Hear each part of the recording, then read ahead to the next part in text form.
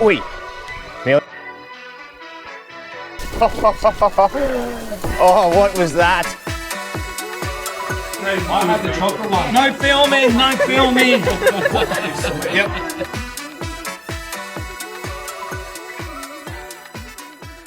And then when I was riding to work on Tuesday, I found the smashed pair of glass. Oh no. About 400 metres. There's nothing worse. Good afternoon, good morning, good evening, ladies and gentlemen. Welcome back to yet another episode on the YouTube channel. And I tell you what, hearing Dino just tell me about his story where his glasses were reversed over in his garage, that is proper heartbreaking. But look, we're not here to talk about Dino's sadness with his glasses. We're here to talk about some cycling, some salami, and just a goddamn good day overall on a Saturday. And I think that's where to start right now. I think one of the best things about cycling is that you never know where it's going to take you. Sometimes it's a massive ride you've been planning for weeks. Sometimes it's a brutal climb that you immediately regret halfway up. And sometimes it's just a simple Saturday morning ride with a mate. And that's exactly what this was. No shop ride, no big group, no real plan. Just two bikes, some gravel roads, and a route that we've ridden plenty of times before. And somehow, that ended up being one of my favorite rides I've done in a while. Normally, when I ride this route, it's part of one of the shop rides. There's usually a decent group of people, everyone's chatting, there's someone getting absolutely cooked up a climb somewhere. You know how it goes. But there wasn't an organised ride this weekend, so I messaged a mate from the shop who I've actually become pretty good friends with. And I said, basically, do you want to just go for a ride and ride that route anyway? And that's something I really like about cycling. You can just meet up with someone because of bikes, and before you know it, you're not just riding with them anymore, you're actually becoming friends, mates. And I think that's something that's really easy to overlook, because this is probably one of the reasons I've become such a big fan of gravel riding. It's not necessarily because gravel is harder, and it's definitely not because gravel bikes are automatically better than road bikes. Oh no, cue the roadies, but it's because it just gives you options. You know, you can be riding along perfectly normal road 1 minute, and then you see a little bit of dirt disappearing off somewhere and you think, yeah, let's see where that goes. Let's do it. That's something that I don't think you can get quite as much on a traditional road bike. You're always thinking about where the road's going and watching out for cars. But with gravel, you're thinking about where you can go.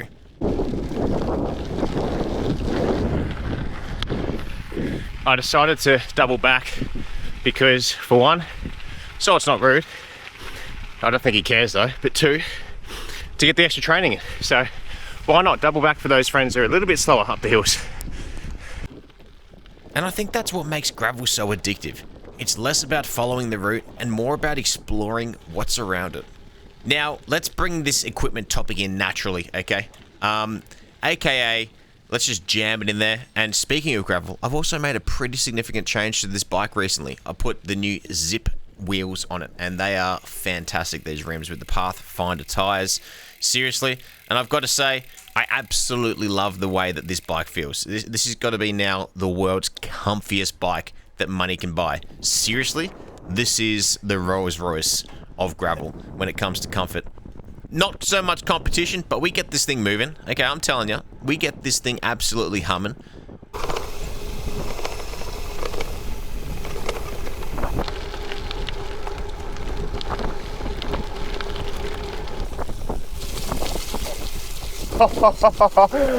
Oh, what was that?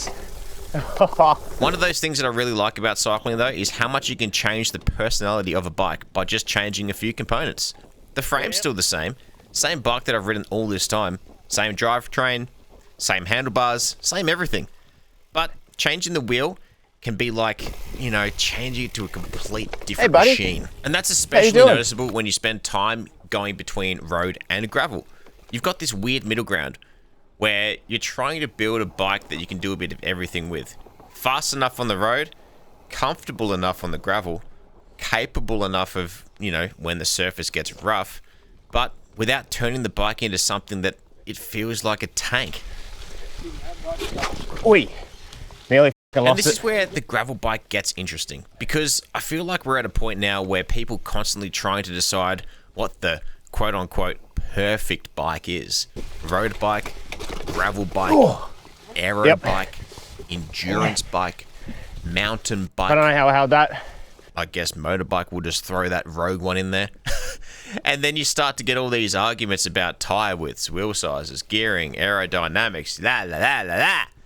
But honestly, if you enjoy riding it, if it takes you where you want to go, and if you jump on it on a Saturday morning and just disappear for a few hours, isn't that really the point? That's it. I'm genuinely curious though. If you could only own one bike, what would you choose? A road bike or a gravel bike? Or one of the others that I mentioned before? And I think that's probably what I enjoyed most about this ride. It wasn't about the distance, even though it was 41 Ks. It wasn't about setting a PB, even though we did set a PB up this bit of a hill that is coming up, or that we've just done. It wasn't about some massive challenge, even though every ride is always a bit of a challenge. It was about just getting out on the bike with someone I've become friends with because of cycling.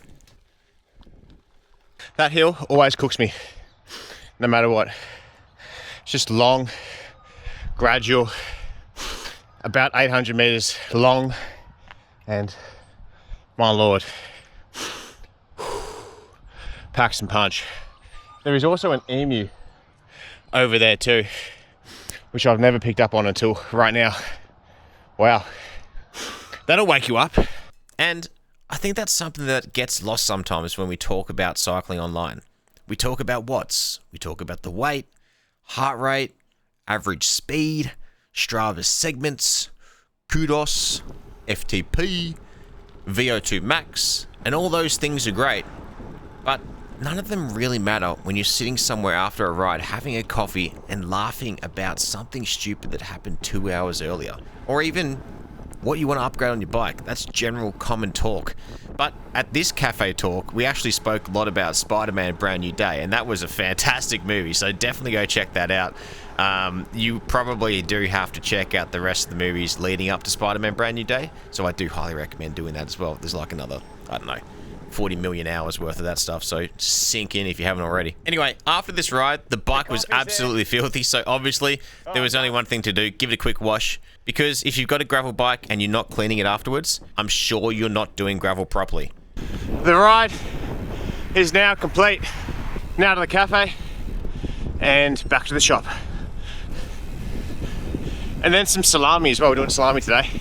And once the bike was clean, I packed everything up and headed off to do some completely unrelated stuff to cycling. I went over to one of my best mate's places with his family, and we spent the afternoon making salami and sausages, which, admittedly, is probably not what you expected this video to turn into.